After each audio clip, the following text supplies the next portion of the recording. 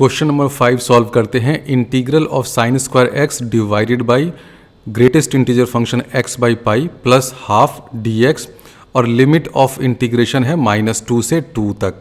अब इस क्वेश्चन में भी आप देख रहे हैं कि ये डिब्बा फंक्शन एक्स बाई पाई आ गया है और आप ये भी देख रहे हैं कि जो इंटरवल ऑफ इंटीग्रेशन है वो -2 से 2 के बीच में है, यानी कि 0 जो है वो इसमें सिमेट्रिकली लोकेटेड है। इस इंटरवल -2 से 2 के बीच में 0 तो बीच में कहीं लाई कर रहा है, यानी कि अगर हम लोग कुछ इवन ऑड वाला चक्कर लगाने की कोशिश करें, यानी कि चेक करने की कोशिश करें कि ये जो फंक्शन है, जो इंटीग्रेंड है, क्या ये ऑड है, क्या ये इवन है, वो सब अगर हम लोग चेक करने की कोशिश करें तो शायद ये क्वेश्चन आसानी से सॉल्व हो जाए।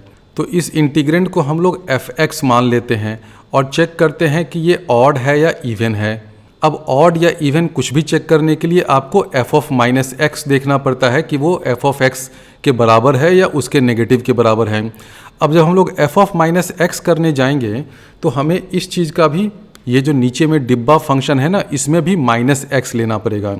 तो जब इसमें -x लेंगे तो देखिए क्या हो जाएगा, greatest integer function x by pi plus अगर हम लोग माइनस लेंगे तो क्या हो जाएगा, greatest integer function -x by पाई। अब ये दोनों मिलकर के क्या बनेंगे ये बताइए, ये दोनों मिलकर के बनेंगे -1। क्यों बनेगा, क्योंकि अभी हमने रूल आपको एक बताया था ना कि आप ग्रेटेस्ट इंटीजर फंक्शन किसी भी रियल नंबर x का लीजिए जो इंटीजर नहीं है, प्लस कर दीजिए greatest integer function of -x, ये दोनों मिलकर के -1 हो जाते हैं if x is not an integer. अगर x इंटीजर नहीं है तो यही होता है। अब यहाँ पर देखिए इस क्वेश्चन में क्या x इंटीजर होगा, नहीं हो सकता है ना, क्योंकि हम लोग x की जगह किसको ले रखे हैं, x बाई पाई को, और x कहाँ से कहाँ वेरी कर रहा है, -2 से 2 के बीच में। तो -2 से 2 के बीच में अगर x वेरी करेगा तो ये x बाई पाई तो कभी भी इंटीजर हो ही नहीं सकता है। तो इस इंटरवल -2 से 2 के लिए x बाई पाई कभी भी इंटीजर नहीं होगा। तो greatest integer function of x by pi plus greatest integer function of -x by पाई दोनों मिलकर के -1 हो जाएंगे, क्योंकि ये जो रूल हमने लिखा है ना नीचे में, ये वाला रूल, ये तो हर x के लिए ट्रू होता है if x does not belong to integer. तो अगर ये हर x के लिए ट्रू होता है तो ये x बाई पाई के लिए भी ट्रू होगा। x बाई पाई हमारा यहाँ पर x का रोल प्ले कर रहा है, यहाँ पर -x बाई पाई हो गया। तो इन दोनों का ग्रेटेस्ट इंटीजर फंक्शन मिला दीजिएगा तो -1 बन जाएगा। तो ये करने से फ़ायदा क्या होगा, फ़ायदा ये होगा कि जब हम लोग चेक करेंगे कि f(-x) क्या होता है तो देखिए क्या क्या होगा। ऊपर में तो रह जाएगा sign square -x, sign square -x sign square x के बराबर होता है। नीचे में क्या आ जाएगा, greatest integer function of -x by pi plus half तो रहेगा ही।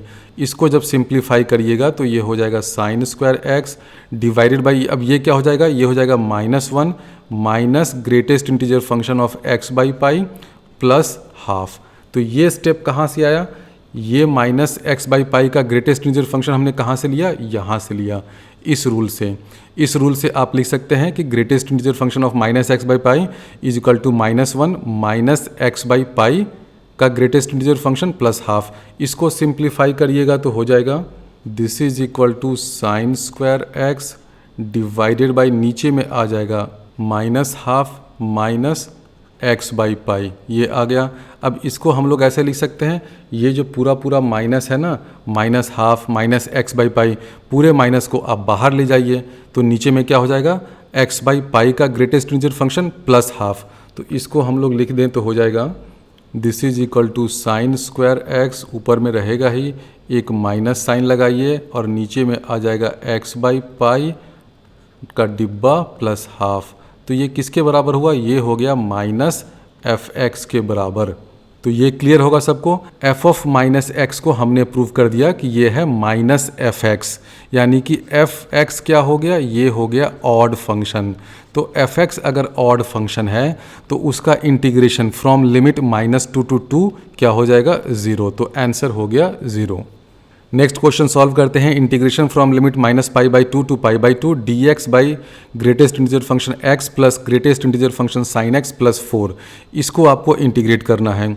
अब इसमें आप देख रहे हैं कि इंटरवल ऑफ इंटीग्रेशन -π/2 to π/2 है, और ये जो डिब्बा x है या डिब्बा साइन x है, डिब्बा x तो हर इंटीग्रल वैल्यू पे चेंज करेगा, उसी तरह ये भी कब कब चेंज करेगा, जब भी sin x की वैल्यू 0 से 1 या 1 से 0 और -1 हो जाए तब चेंज करेगा। यानी कि इस इंटरवल ऑफ इंटीग्रेशन को आपको 4 पार्ट्स में ब्रेक करना पड़ेगा। किस में? पहले आप -π/2 से लेकर के -1 तक इंटीग्रेट करिए, फिर क्या करिए -1 से 0 तक इंटीग्रेट करिए। ये हमने इसको ऐसे क्यों ब्रेक किया, क्योंकि देखिए -π/2 से -1 तक इंटीग्रेंड की एक वैल्यू होगी। जैसे ही इंटीग्रेंड -1 से आगे बढ़ेगा और 0 की तरफ जाने लगेगा तो ये जो डिब्बा x है अपना रंग बदलने लगेगा। तो ये डिब्बा की यही खासियत होती है, यही इसकी परेशानी होती है कि हर इंटीग्रल वैल्यू पे ये अपना रंग बदलता है। तो इसलिए आपको इसके इंटरवल ऑफ इंटीग्रेशन को उतने पार्ट्स में ब्रेक करना पड़ेगा। तो हमने क्या किया, -π/2 टू -1 इंटीग्रेट किया, फिर -1 से 0 तक इंटीग्रेट किया, उसके बाद क्या करेंगे, उसके बाद करेंगे 0 से 1 तक इंटीग्रेट और लास्ट में करेंगे 1 से π/2 तक इंटीग्रेट। और हर इंटरवल में इंटीग्रेंड की वैल्यू क्या क्या हो जाएगी, dx तो रहेगा ही सब में, नीचे में क्या हो जाएगा, देखिए इस वाले केस में क्या हो जाएगा -2, डिब्बा x क्या हो जाएगा -2, क्योंकि नंबर क्या है -π/2 से -1 के बीच में है, तो हो जाएगा -2, -1 हो जाएगा sin x का ग्रेटेस्ट इंटीजर फंक्शन, क्योंकि ये -π/2 से -1 के बीच में है, तो greatest integer function of sin x क्या हो जाएगा -1, +4 तो डाल ही दीजिए, तो यहाँ कर दीजिए +4। उसी तरह जब हम लोग यहाँ पर आएंगे तो क्या हो जाएगा dx डिवाइडेड बाई, इस केस में ग्रेटेस्ट इंटीजर फंक्शन हो जाएगा -1, फिर -1 एक और +4। फिर यहाँ पर जब आएंगे तो dx divided by greatest integer function x का क्या हो जाएगा 0, प्लस यहाँ पर हो जाएगा 0, greatest integer function of sin x यहाँ पर 0 होगा, +4 कर दीजिए। और फिर जो फोर्थ इंटरवल है उसमें क्या हो जाएगा 1 से आगे हम लोग बढ़ गए हैं, तो ग्रेटेस्ट इंटीजर फंक्शन ऑफ डिब्बा x क्या हो जाएगा 1, plus greatest integer function of sin x क्या हो जाएगा 0 ही रहेगा, क्योंकि हम लोग अभी 1 से π/2 के बीच में हैं, प्लस लास्ट में ये 4 रहेगा। तो ये 4 जो इंटीग्रेशन है ना, सिंपल इंटीग्रेशन है, सब नंबर्स ही हैं और कुछ नहीं है, इनको आप सिंप्लीफाई कर दीजिए तो फाइनल आंसर आ जाएगा इस क्वेश्चन का 3/20 4π-3। इसके बाद इसको करना बहुत ही आसान है, सिंपली आपको इन चारों इंटीग्रेशन को सॉल्व कर देना है। क्वेश्चन नंबर 7 सॉल्व करते हैं। बहुत ही रूटीन टाइप का प्रॉब्लम है, हर बुक में मिल जाएगा। Integration from 0 to x greatest integer function t dt। अब ये x क्या है, x कोई रियल नंबर है, तो इस x को हम लोग ऐसे लिख सकते हैं, this x is equal to डिब्बा x प्लस फ्रैक्शनल पार्ट, तो उसको हम लोग ऐसे भी लिख सकते हैं, greatest integer function x plus इसका जो फ्रैक्शनल पार्ट हो ये लिखें। या यहाँ पर मैं डिब्बा को डिब्बा नहीं लिख करके, क्योंकि ये बहुत ज़्यादा टाइम लेता है और स्पेस ऑक्यूपाई करता है, हम लोग इसको ऐसे लिख दें i, मतलब उसका integral part plus fractional part लिख सकते हैं। अब जब आप इसको इंटीग्रेट करने जाएंगे ग्रेटेस्ट इंटीजर फंक्शन t को, तो आप जानते हैं कि ये जो फंक्शन है वो हर इंटीग्रल वैल्यू पे अपना रंग बदलता है। तो ये जो इंटरवल ऑफ इंटीग्रेशन है ना, जो 0 से x तक है, इसको आपको डिफरेंट पार्ट्स में ब्रेक करना पड़ेगा। पहले 0 से 1 करिए इंटीग्रेट, फिर करिए 1 से 2, फिर करिए 2 से 3, इस तरह करते करते जो लास्ट इंटीजर होगा ना x में कंटेन, यानी कि उसका ग्रेटेस्ट इंटीजर फंक्शन वहाँ तक पहुँचिए, तो फिर लास्ट में आपको मिलेगा i से इंटीग्रेट करना पड़ेगा स्टार्ट करके i to x। तो इसको इंटीग्रेट करिए, आंसर आ जाएगा।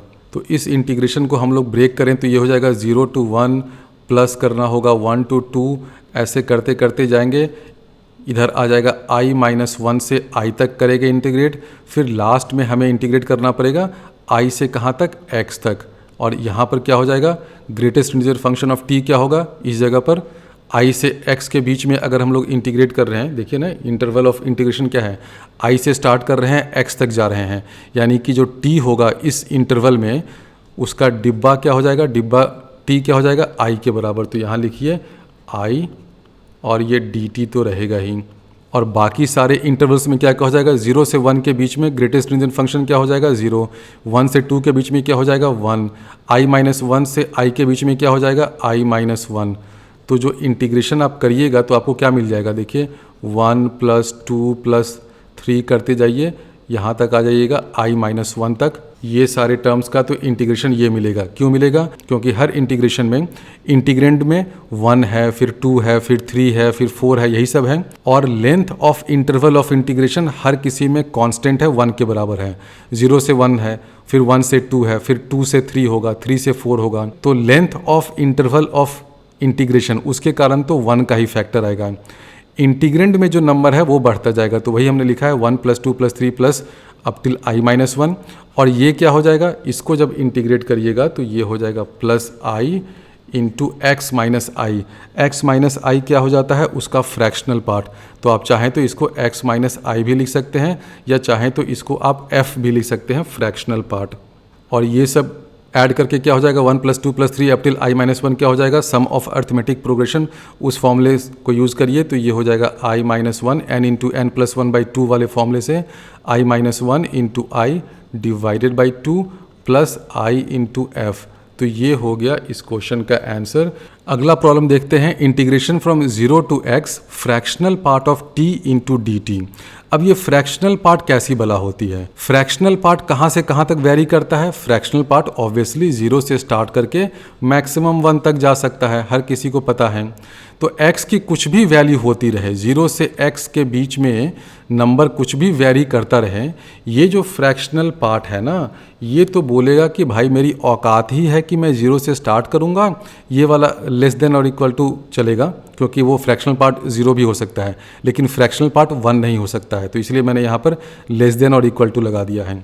तो फ्रैक्शनल पार्ट तो बोलेगा कि मेरी तो औकात ही है कि मैं 0 से स्टार्ट करूँगा और 1 पे रुक जाऊँगा। यानी कि इसका जब हम लोग इंटीग्रेशन करेंगे ना, तो आप इसका भी जब इंटरवल में ब्रेक करिएगा तो 0 से 1 होगा, फिर आप इसको करिएगा तो 1 से 2 होगा, करते जाइए, लास्ट में i-1 से i हो जाएगा। i क्या है?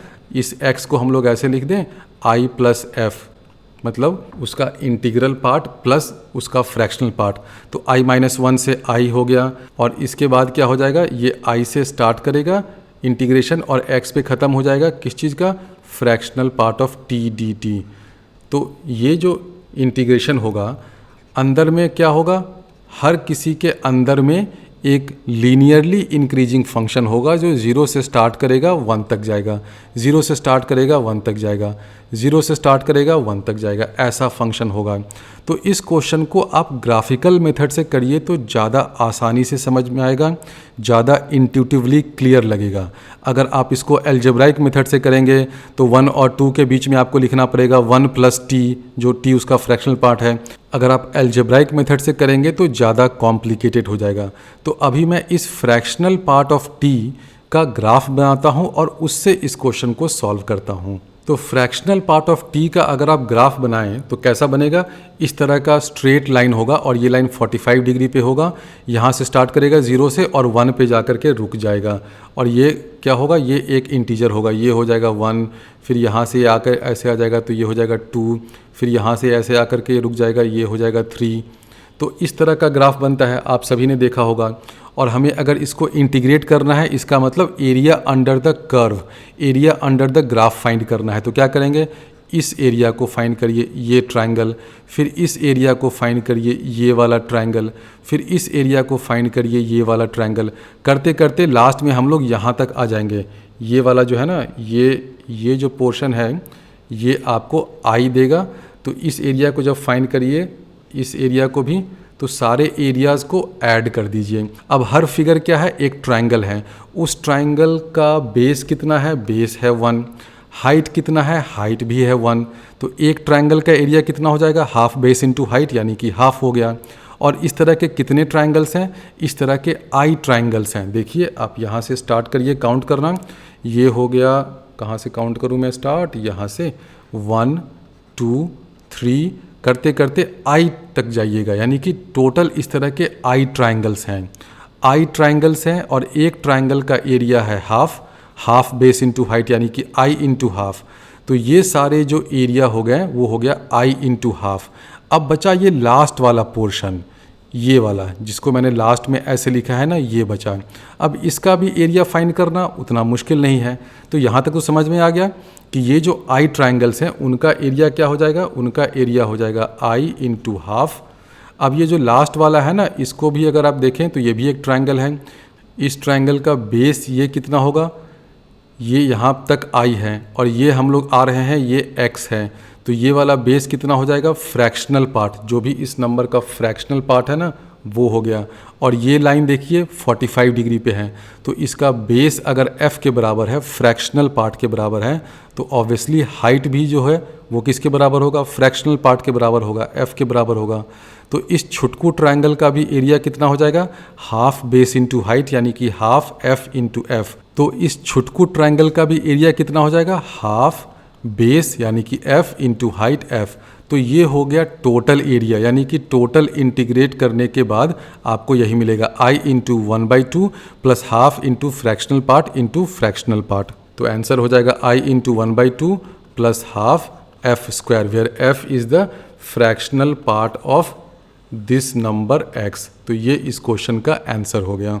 क्वेश्चन नंबर 9 सॉल्व करते हैं। -1 से 2 तक इंटीग्रेट करना है fractional part of 2x dx, इसको इंटीग्रेट करना है। अब इस इंटीग्रेंड में एक कॉमन मिस्टेक जो बहुत सारे बच्चे करते हैं, वो कभी कभी इसको ऐसे लिख देते हैं कि अच्छा फ्रैक्शनल पार्ट ऑफ 2x है, 2 एक कांस्टेंट नंबर है तो 2 को बाहर निकाल लें, इसको हम लोग ऐसे लिख दें 2 times fractional part of x। तो ये तो बिल्कुल गलत है, ये तो नहीं होता है। क्यों नहीं होता है, ये इसलिए नहीं होता है, सिंपल सा लॉजिक देखिए ना, LHS में जो नंबर है ये तो हमेशा लेस देन 1 होगा, क्योंकि ये फ्रैक्शनल पार्ट है किसी नंबर का, किसी भी नंबर का फ्रैक्शनल पार्ट है तो 1 से छोटा ही होना है। लेकिन जो RHS में नंबर है ये 2 times fractional part of number है, तो ये क्या हो सकता है, ये ग्रेटर देन 1 भी हो सकता है। मान लीजिए कि कोई नंबर x है 0.75, तो उसका फ्रैक्शनल पार्ट हो गया 0.75, 2 टाइम्स करिएगा तो 1.5 हो गया, यानी कि ये तो ग्रेटर देन 1 भी हो सकता है। तो इसीलिए fractional part of 2x is not equal to 2 times fractional part of x, इस बात को ध्यान में रखिए। तो इसलिए आप यहाँ पर ये गलती मत करिएगा कि क्वेश्चन में दे रखा है फ्रैक्शनल पार्ट ऑफ 2x, तो 2 को बाहर निकालो और x का फ्रैक्शनल पार्ट ये कर दो, ये नहीं चलेगा, ये बिल्कुल गलत है, इस चीज़ को मत करिए। तो इस क्वेश्चन को कैसे सॉल्व किया जाएगा, क्वेश्चन में आपको दे रखा है फ्रैक्शनल पार्ट ऑफ 2x। अब 2x भी तो कोई नंबर ही है ना, ये कोई नंबर है, तो किसी भी नंबर का फ्रैक्शनल पार्ट क्या होता है, बहुत सिंपल है, वो होता है वो नंबर माइनस उसका डिब्बा वाला पार्ट, यानी कि इंटीग्रल पार्ट। तो ये तो हर कोई जानता है कि फ्रैक्शनल पार्ट ऑफ 2x, इसको आप ऐसे लिख सकते हैं 2x minus greatest integer function 2x, ये हो गया। तो इस रिलेशन का यूज करके आप इस क्वेश्चन को सॉल्व कर सकते हैं। अगर आप directly fractional part of 2x को फाइंड करेंगे डिफरेंट इंटरवल्स में तो वो ज़्यादा लेंदी होगा। फ्रैक्शनल पार्ट ऑफ 2x को आप ऐसे लिखिए, ज़्यादा आसानी से इस क्वेश्चन को सॉल्व कर सकते हैं।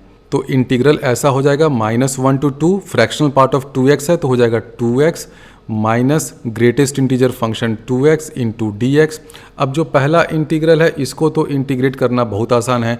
इंटीग्रल 2x क्या हो जाता है, x स्क्वायर, इसका लोअर लिमिट -1 अपर लिमिट 2 करिएगा तो इसकी वैल्यू फाइंड करिएगा तो ये हो जाएगा 3, 2 स्क्वायर 4, 4 माइनस 1 3, यानी कि ये जो पहला पार्ट है ना इस इंटीग्रल का, इसकी वैल्यू तो 3 आ गई, तो मैं इसको 3 लिख करके भूल जाता हूँ और इस सेकंड पार्ट पर अब कंसंट्रेट करता हूँ। तो पहले इंटीग्रल की वैल्यू हो गई 3, माइनस करिए integral from -1 to 2 greatest integer function 2x। और हम लोग जानते हैं कि ये जो ग्रेटेस्ट इंटीजर फंक्शन होता है वो हर इंटीग्रल वैल्यू पे अपना रंग बदलता है, तो 2x जब जब इंटीग्रल वैल्यू लेगा ये रंग बदलेगा। तो इस इंटीग्रेशन को हम लोगों को डिफरेंट इंटरवल्स में ब्रेक करना होगा। कैसे ब्रेक करेंगे, पहले -1 से हम लोग स्टार्ट करते हैं, -½ तक जाते हैं, फिर -½ से इंटीग्रेट करेंगे 0 तक, फिर हम लोग 0 से इंटीग्रेट करेंगे ½ तक, फिर हम लोग ½ से इंटीग्रेट करेंगे 1 तक, फिर हम लोग 1 से इंटीग्रेट करेंगे 3/2 तक, और लास्ट में 3/2 से इंटीग्रेट करेंगे कहाँ तक, 2 तक। तो ये कितने इंटीग्रल्स हो गए, 1 2 3 4 5 6 डिफरेंट पार्ट्स में इस इंटीग्रेशन को हम लोग ब्रेक कर सकते हैं। हर पार्ट में इंटीग्रेंड क्या होगा, कोई कांस्टेंट नंबर होगा, क्या होगा मैं अभी लिखता हूँ। लेकिन एक चीज़ ध्यान रखिए कि हर इंटरवल ऑफ इंटीग्रेशन का लेंथ देखिए सेम है, हाफ के बराबर है। -1 से -½ जाइएगा तो लेंथ हाफ हो गया, यहाँ से यहाँ जाइएगा लेंथ हाफ है, यहाँ से यहाँ लेंथ हाफ है, यहाँ से यहाँ भी लेंथ हाफ है। तो इसका जब हम लोग इंटीग्रेशन करेंगे ना, तो आप एक शॉर्ट ट्रिक लगा सकते हैं कि इंटीग्रेंड में क्या क्या हो जाएगा, यहाँ पर -1 to -12 में क्या हो जाएगा, ये नंबर जो है 2x वो -2 और -1 के बीच में है, तो ये चीज़ हो जाएगा -2, यहाँ हो गया -2, यहाँ पर हो जाएगा -1 क्योंकि नंबर जो है वो -1 से 0 के बीच में है, यहाँ हो जाएगा 0, यहाँ हो जाएगा नंबर 1 से 2 के बीच में, यानी कि उसका ग्रेटेस्ट इंटीजर फंक्शन हो गया 1। यहाँ पे इंटीग्रेंड 2 से 3 के बीच में है तो ग्रेटेस्ट इंटीजर फंक्शन हो गया 2, और 3/2 से 2 के बीच में इंटीग्रेंड जो डिब्बा फंक्शन 2x है उसकी वैल्यू क्या हो जाएगी, 3 हो जाएगी। तो आपको अब क्या करना है, ये जो 6 इंटीग्रल्स है ना, ये 3, 4, 5, 6, इन सभी की वैल्यू फाइंड करनी है। सभी की वैल्यू अब कैसे फाइंड करिएगा, जो इंटीग्रेंड की वैल्यू है इनटू लेंथ ऑफ इंटरवल, और लेंथ ऑफ इंटरवल आप देखिए कि हर इंटीग्रल में हाफ है, तो आप क्या करिए, सीधे इनको ऐड करिए और टोटल को हाफ से मल्टीप्लाई कर दीजिए, तो आंसर हो जाएगा 3 माइनस, अब ये कर दीजिए -2 -1 0 तो कोई ज़रूरत नहीं है, +1 +2 तो ये सब कैंसिल हो जाएगा, +3 इंटू हाफ से मल्टीप्लाई कर दीजिए। हाफ से क्यों मल्टीप्लाई किया, क्योंकि हर इंटरवल का लेंथ हाफ है, तो इसकी वैल्यू क्या आ जाएगी, -2 -1 ये कैंसिल हो गया, 3 इंटू हाफ यानी कि 3 - 3/2 आंसर हो जाएगा इस क्वेश्चन का = 3/2। तो इस क्वेश्चन का आंसर हो गया 3/2। इस सीरीज़ का लास्ट प्रॉब्लम सॉल्व करते हैं, integral 1 to 3 fractional part of x raise to the power greatest integer function x dx। अब ये इंटीग्रेंड देखने में थोड़ा सा डरावना लग रहा है, इसको कैसे सॉल्व किया जाए। सबसे पहले तो आप ये देखिए कि लिमिट ऑफ इंटीग्रेशन 1 से 3 तक है, तो इसको क्या हम लोग सिंप्लीफाई कर सकते हैं, 1 से 3 तक इंटीग्रेट करें, या इसको हम लोग कुछ मैनिपुलेशन करके 0 से 2 तक इंटीग्रेट कर देते हैं तो थोड़ा सा आसान हो जाए। क्यों, क्योंकि हम लोग जानते हैं कि डिब्बा फंक्शन वगैरह 0 से 1 के बीच में 0 होता है, तो वहाँ पर लाइफ थोड़ी सी आसान होगी। तो इंटीग्रेशन हमें करना है 1 से 3 के बीच में, लेकिन अब हम लोग दूसरा एक वेरिएबल लेते हैं ताकि limit of integration upper limit 2 हो जाए, लोअर लिमिट 0 हो जाए। ये करने के लिए हमें क्या करना पड़ेगा, हमें एक नया वेरिएबल t लेना पड़ेगा, और वो t कैसा हो, x - 1 हो। x - 1 होगा तभी आप ये कर पाइएगा ना। आपको अपर लिमिट 3 को घटाना है 2 में, 1 को घटाना है 0 में, ये है x के टर्म्स में। t के टर्म्स में आपको 0 से 2 तक जाना है, तो t के टर्म्स में क्या करिएगा, x - 1। तो ये सब्स्टिट्यूशन अगर आप करिए कि t = x - 1, यानी कि x = क्या हो जाएगा, 1 + t, और dx = dt हो जाएगा, कोई बड़ी बात नहीं है। तो ये लिमिट क्या हो जाएगा, 1 से 3 तक जो है ये हो जाएगा 0 to 2, और x क्या हो जाएगा, x = हो जाएगा 1 + t। अब अगर x = 1 + t है तो फ्रैक्शनल पार्ट ऑफ x किसके बराबर होगा, 1 + t के फ्रैक्शनल पार्ट के बराबर होगा। अब ये बताइए तो क्या होगा, 1 + t भी एक नंबर है, इसका फ्रैक्शनल पार्ट किसके बराबर होगा, ऑब्वियसली इसका फ्रैक्शनल पार्ट t के बराबर होगा। क्यों बराबर होगा, सिंपल सा लॉजिक है। आप कोई भी नंबर लीजिए, 1.76, इसका फ्रैक्शनल पार्ट क्या है, 0.76 है, वो किसके फ्रैक्शनल पार्ट के बराबर है, 0.76 के फ्रैक्शनल पार्ट के बराबर है। तो फ्रैक्शनल पार्ट ऑफ 1 + t, या 1 के बदले आप यहाँ पर कोई भी इंटीजर डाल दीजिए, 2, 3, 4, 5, उसका फ्रैक्शनल पार्ट t के फ्रैक्शनल पार्ट के बराबर होता है। तो हम लोग लिख सकते हैं fractional part of x = fractional part of t। तो इस इंटीग्रेंड को हम लोग लिखेंगे तो क्या हो जाएगा, यहाँ तो आ जाएगा फ्रैक्शनल पार्ट ऑफ t, क्योंकि अब हम लोग पूरे इंटीग्रेशन को x के टर्म्स में नहीं t के टर्म्स में लिख रहे हैं, क्योंकि ये लिमिट 0 से 2 किसका लिमिट है, t का लिमिट है। तो इंटीग्रेंड को आप t के टर्म्स में कन्वर्ट करिए तो हो जाएगा फ्रैक्शनल पार्ट ऑफ t। अब भाई ब्रैकेट दो, और ऊपर में क्या आएगा, डिब्बा फंक्शन ऑफ x। डिब्बा फंक्शन ऑफ x क्या हो जाएगा, 1 + t का डिब्बा। अब ये भी हम लोग जानते हैं कि 1 + t का अगर आप इंटीग्रल पार्ट ले रहे हैं, ग्रेटेस्ट इंटीजर फंक्शन ले रहे हैं, तो वो किसके बराबर हो जाएगा, 1 + greatest integer function of t, इसके बराबर होगा। ये सब सिंपल रूल है, ग्रेटेस्ट इंटीजर फंक्शन में लगता है, आप लोगों ने पहले भी देखा होगा, नहीं देखा होगा तो आप सिंपल नंबर्स पुट करके देख लीजिए, आपको समझ में आ जाएगा कि ऐसा ही होता है। क्यों होता है, बहुत सिंपल है ना, 1 + t कर रहे हैं, तो जो भी t का ग्रेटेस्ट इंटीजर पार्ट हुआ, इंटीग्रल पार्ट हुआ, उसमें 1 ऐड कर दीजिए तो आपको 1 + t का इंटीग्रल पार्ट मिल जाएगा। तो greatest integer function of x this is equal to 1 plus GIF of t. GIF भी बोलते हैं ना ग्रेटेस्ट इंटीजर फंक्शन को, जिफ। जिफ बोलिए, डिब्बा बोलिए, बॉक्स फंक्शन बोलिए, कुछ भी बोलिए, जो भी नाम से बोलिए कोई फ़र्क नहीं पड़ता है। तो इसको हम लोग ऐसे लिख सकते हैं, greatest integer function GIF of x is equal to 1 plus GIF of t. तो आ जाओ भाई तुम यहाँ पर 1 प्लस यहाँ कर दीजिए ग्रेटेस्ट इंटीजर फंक्शन टी और यहाँ पर आ गया डी टी। तो ये पोर्शन समझ लीजिए अच्छे से। ये कैसे आया, हमने इंटीग्रेंड को जो x के टर्म्स में था उसको t के टर्म्स में चेंज किया। क्यों चेंज किया, ताकि हमारी लाइफ थोड़ी सी आसान हो जाए, हम लोग अब 0 से 2 तक इंटीग्रेट कर सकें। अब इसमें तो आपको 2 इंटरवल में इसको ब्रेक करना पड़ेगा, क्योंकि आप जानते हैं कि ये जो डिब्बा महाशय है ना, ये हर इंटीग्रल वैल्यूज़ पे अपना रंग बदलते रहते हैं, अपनी वैल्यू बदल देते हैं। तो आपको इस इंटीग्रेशन को पहले 0 से 1 तक इंटीग्रेट करना पड़ेगा, फिर 1 से 2 तक इंटीग्रेट करना पड़ेगा। तो इस इंटीग्रेशन को हम लोग 2 पार्ट में, 2 इंटरवल में ब्रेक करके सॉल्व करते हैं। तो इस इंटीग्रेशन को हम लोग 0 से 1 के बीच में जब करेंगे तो फ्रैक्शनल पार्ट ऑफ t क्या हो जाएगा, t के बराबर ही हो जाएगा, क्योंकि हम लोग 0 से 1 के बीच में हैं। तो फ्रैक्शनल पार्ट ऑफ t तो t ही हो जाएगा। अब 1 प्लस डिब्बा t करना है। डिब्बा क्या होगा, 0 से 1 के बीच में 0 होता है, यानी कि इंटीग्रेंड क्या हो जाएगा, t to the power 1 dt।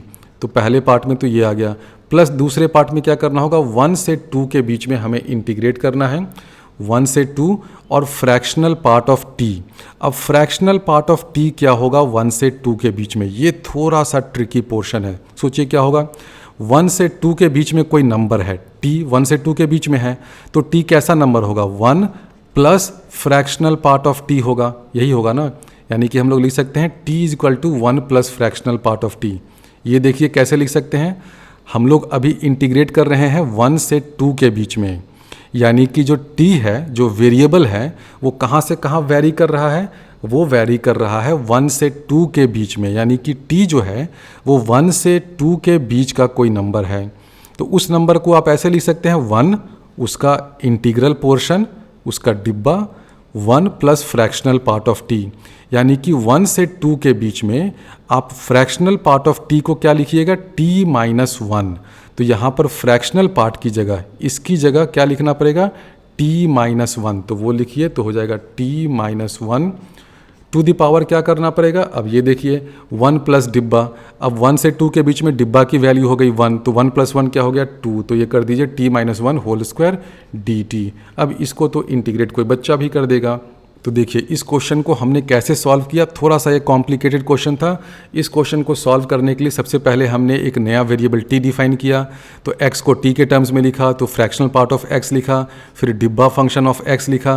Fractional part of x और fractional part of t same होगा, डिब्बा x is equal to 1 plus डिब्बा t हो गया। उसके बाद हमने इंटीग्रेंड को भी t के टर्म्स में चेंज किया, तो इंटीग्रेंड ऐसा सिंप्लीफाई होकर के बन गया। अब इसकी जब वैल्यू फाइंड करनी है, फर्स्ट पार्ट में क्या हो जाएगा, t स्क्वायर बाई 2, यानी कि उसकी वैल्यू हो जाएगी हाफ, प्लस सेकेंड पार्ट में इंटीग्रेशन कैसे करें, सेकेंड पार्ट में इंटीग्रेशन करने के लिए क्यों ना हम लोग फिर से कुछ चेंज ऑफ वेरिएबल कर लें। t माइनस 1 को हम लोग u कर देते हैं, यानी कि सेकेंड पार्ट के लिए हम लोग ये करते हैं कि t minus 1 is equal to u, यानी कि dt is equal to du हो जाएगा। और u के टर्म्स में लिमिट ऑफ इंटीग्रेशन कहाँ से कहाँ हो जाएगा, t minus 1 is equal to u। तो अगर t है 1 तो u है 0, t है 2 तो u हो जाएगा 1, t माइनस 1 होल स्क्वायर है, यानी कि u स्क्वायर, dt की जगह लिखिए du, तो ये हो जाएगा हाफ, ये पहला टर्म तो रहेगा ही, प्लस u क्यूब बाई 3, उसकी वैल्यू हो जाएगी 1/3, यानी कि आंसर हो गया हाफ प्लस 1/3, यानी कि इस क्वेश्चन का फाइनल आंसर हो गया half plus 1/3 is equal to 5/6। तो इसको हमने सॉल्व किया, आंसर आ गया 5/6। तो देखने में ये थोड़ा सा डरावना सा इंटीग्रेंड लग रहा था, लेकिन इसको आप सिस्टमेटिकली सॉल्व करिएगा तो आसानी से कर सकते हैं। हमेशा ध्यान रखिए कि फ्रैक्शनल पार्ट और डिब्बा पार्ट में क्या रिलेशन होता है, उस चीज़ को अगर आप ध्यान में रखिएगा, और वो जो चारों रूल्स जो मैंने शुरुआत में ही बताए थे उनको ध्यान में रखिए और बेसिक फंडे को यूज़ करिए, तो इस तरह के हर क्वेश्चन को आप सॉल्व कर लीजिएगा। तो अभी हमने ग्रेटेस्ट इंटीजर फंक्शन के टॉपिक पर बहुत सारे इंटीग्रेशन के प्रॉब्लम सॉल्व किए। तो आई होप कि इस टॉपिक पर आगे कहीं भी आपको कोई प्रॉब्लम दिखे तो आप आसानी से उसे इंटीग्रेट कर सकते हैं।